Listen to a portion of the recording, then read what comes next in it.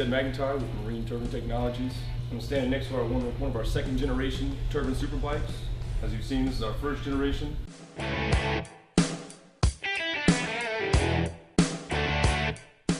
With the release of our new 420RR, the power plant comes from a Bell helicopter. It makes 420 horsepower and 600 foot-pounds of torque at 6,000 RPMs.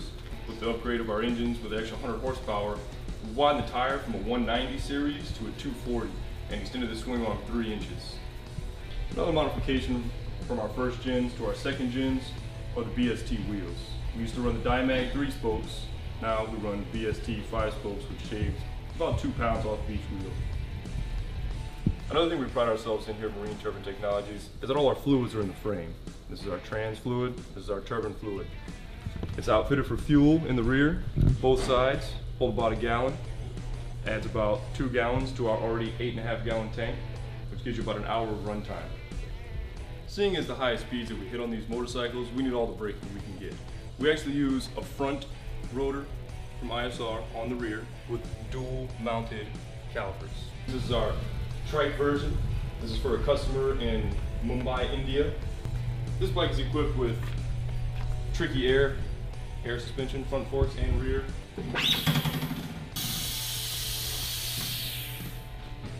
On this setup for our Trike, we have electric motors in the rear for maneuvering around in town, forward and reverse.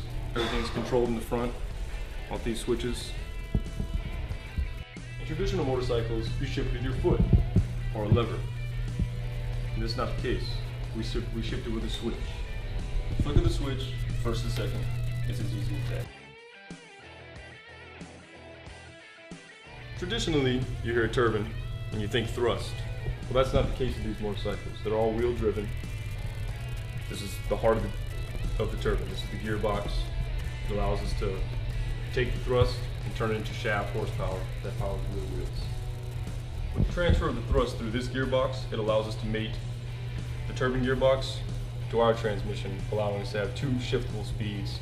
It makes it a lot easier for driving around in town. In a standard bike, you have 5-speed or 6-speed, and you go through them at red line. This is not the case. First gear on this motorcycle, in town driving, you can do about 100 miles an hour. Second gear, no one actually knows.